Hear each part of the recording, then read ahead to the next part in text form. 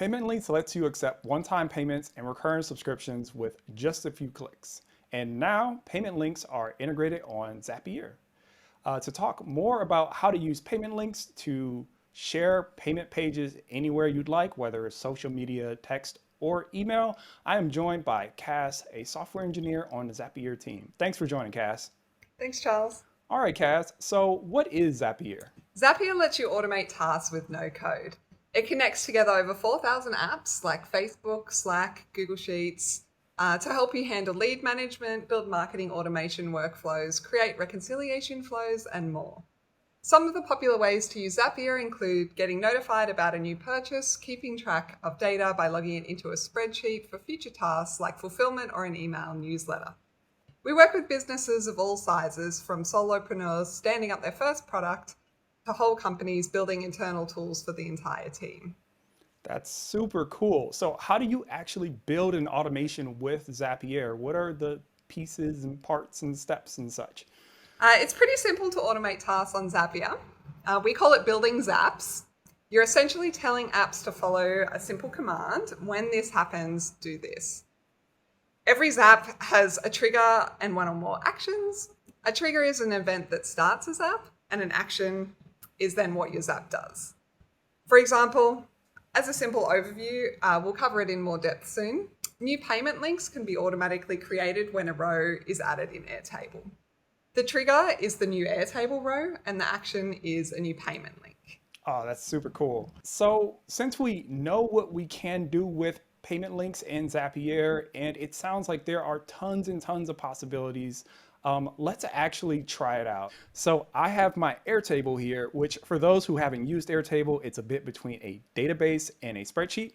And this is where I'm managing a product catalog of limited edition t-shirts. So here I have all of my product information, my product name, an image, a description, a price, and a last updated tag, as well as a column of where a payment link would go. And so our goal is going to be to create a Zapier integration that automatically adds a payment link whenever we add a row to this product catalog. First step, we're going to just hop on over to Zapier, and we have no zaps yet. So I'm going to create a zap and trigger. Like you said, trigger is the first part of my zap. So I guess I would start with Airtable. And with this Airtable, I would like to trigger it every time a new record is created. Okay, so I'm going to grab my base and limited edition t-shirts, my product catalog, and my limited view. Now, when I test this trigger, it's pulling my actual product information. And this is coming directly from Airtable. Let's see here. And if I go to my record, so I'm just going to pick this one. This represents the first row, I think. So I'll click continue. And then for my next step, I'm going to click Stripe Beta. At the time of this video, if you want to do stuff with payment links, you should go to Stripe Beta, right? Yes. This is just how we're launching the new app with the new features. Okay, super cool. And like you said, I can create a payment link, a price, a product, and deactivate a payment link. Now, from the Stripe side, I know that in order to create a payment link, you need a price. And in order to create a price, you need a product. And in the old days, you had to create all of these things in a dashboard. So it's pretty neat that you can do it with Zapier. But we'll start by creating a product. I'm going to select my Stripe account, which I've already authenticated. And here I just need to add in my information. So only the name is required. And I can dynamically add the name by picking stuff from this first step of new record. So I have my name. I can also add in the description, an image, and this can be a URL, I believe. So we'll grab the image URL and the tax code. So we're going to skip that for now. So now I have a product. And if I go ahead and click test and continue, this should create a live mode version of this product and actually send it to Stripe. So here's a product ID. And if I go to Stripe products, I have no products now, but if I refresh, a product should be created. And here it is. This is the product that aligns with the row that I just made inside this row here in my limited edition t-shirt space. So that's working pretty well. I have a product, but I have no prices, so I can't sell it. I'll just go back. Now I need to create my price. And if I create a price here, this can use the information that I used when I created my product. So to set up this action, the first thing I'm going to need is the product that I just created. So we could find that here. And specifically, we're going to want the ID. Now, the rest of the information is actually going to come from our base. So inside of our base, we had a price, and the price is currently in cents, and you have to actually send it in cents. And Cass, being a software engineer, will probably tell you why it's probably pretty dangerous to do currencies with floats and decibels and such. And then for our currency, we'll set that to USD. We could do this from our base, but in some cases, you can actually safely hard code stuff in an Airtable base. Like that's totally legit, right, Cass? Yeah. I want to hard code my currency for recurring or one time. This is not a t-shirt subscription, so we're going to do one time, hit continue. So this is going to create a price, and if we click test, this should create a price, which means that if we go to products and we refresh, we should now have a price. All right, so we're selling our t-shirt for $100. It's an expensive t-shirt. Kanye West probably made that t-shirt. That's why it's so expensive. Okay, so now we're going to create our payment link and we're going to use the price that we just created here. And let's see here. So here's our price,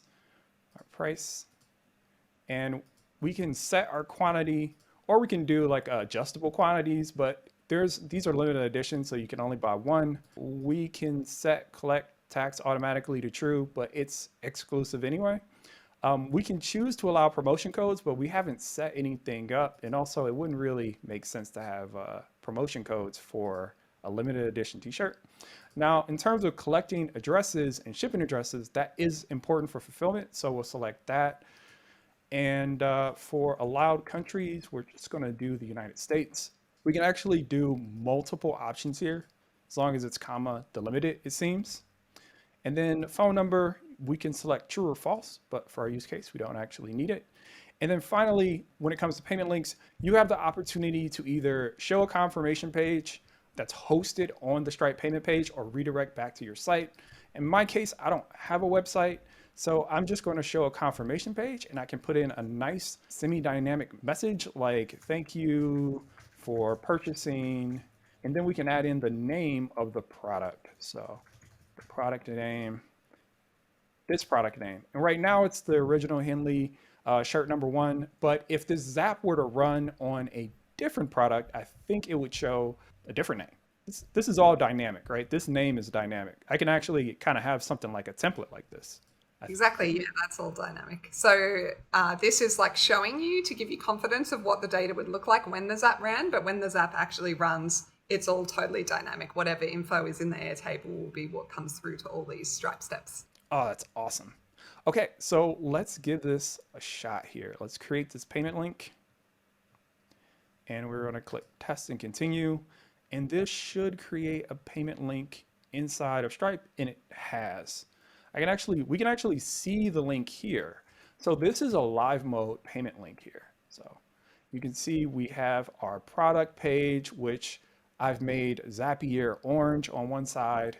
You can do those type of customizations in the Stripe dashboard. We have all the product information from our Zap, including the product name, the image, the description, the price. So the last thing we have to do is actually put our payment link in our base. So we'll do Airtable, I'm pretty sure. Update record, okay. We'll pick our Airtable. And if I wanted to actually like backfill this flow, is there an option to do that? Like I know I can kind of trigger it now, but if I needed to backfill it, is that actually possible with a Zap? What do you mean by backfill? Well, right now I have 2 rows. So I have this row and I have that row. And right now I'm using Zapier to test this row, row number 1. I'm thinking that like for this action, I need to update the payment link. So if I go to payment link and I update it, I can add in my actual payment link URL if I can find it. Let's see. Oh, I have to pick my record. My original Airtable record should show somewhere in here. Yeah, that's the right ID. So what I meant by backfill is right now, I think that if I hit test and continue, this record was sent to Airtable. So this last one should update the record so that it updates the row from step one to have the payment link. So I'm going to hop in over here and it does, right? And that's great. So by backfill, what I meant was that is there a way for me to automatically get this one in all of the existing rows to have payment links too? Because I've already added it. And my payment link, my Zapier Zap is only running every time I add a new record. But I have this old record and I want to run it too. Right. That's what I meant by Yeah, backfill. okay. Yeah, once you turn a Zap on, it will dynamically get all the data. So really you want to sort of turn the Zap on before you start having these flows. So as soon as you know you're selling limited edition t-shirts, you'd want to create that Zap so it just captures all the information in real time as the products are added. We do have a product called Transfer. That's fairly new. That was Mm-hmm. released recently from Zapier, and that one has sort of more backfill compatibility that you're talking about to be able to go through and update historical data, as opposed to Hmm. Zapier in throughout history has only really done real time data from the time of when you turn the Zap on. So yes, you can check out Transfer if you wanted to try out backfilling that data. Essentially, it's sort of like a Zap, but it runs for all previous data that already exists in Airtable as opposed to the next piece of data. And then you can obviously combine that so you can do the historical backfill and then have your Zap on to also capture future products. Oh, awesome. I'll have to check out transfers, but it is possible. So let's give it a let's turn this on. Like this works. I could I could do this. Let's see. I'll just run it on both just to be safe. Awesome. If I go here, let's see. Oh, there it is. Woohoo! It works. This is great. And I can take this app and I can just like extend it however I'd like. Is that the case? Yeah, if you want to go through and add extra Um, things, you can do that. okay. One last thing. I said that you could share a payment link anywhere, so I'm going to share it anywhere. So let's see. I'm on Twitter, so I'm going to just create a tweet, and I'm already authenticated here. Pretty sure. So let's go ahead and add an action, and let's see if this works. Our latest t-shirt dropped. Be sure to buy it here. And then let's see, I can probably grab my payment link URL here, get them while they're still there. All right, cool. So maybe not the best copy ever. And image URL, I'm gonna put in my image URL and I can shorten it. Okay, so let's like tweet this out. All right, it's saying that to Twitter that it tweeted. So let's see. Oh, there it is. Awesome. All right. So you can just add this and you can extend it very easily by just adding on additional steps. Payment links is the easiest way to get started creating a hosted payment page on Stripe. And now that we have Zapier as an integration, it is easier than ever. Cass, thank you so much for taking the time to show us how to use Zapier and payment links. And thank you for helping build the Zapier payment links integration. We really appreciate it. It's super awesome. You're very welcome, Charles. Thanks for having me on to do this recording. And thanks to everyone else in the team who also helped build this integration for Zapier. So that's all for now. If you're ready to get started building with Zapier and Stripe payment links, definitely go to zapier.com and stripe.com/register to get started today. We can't wait to see what you build.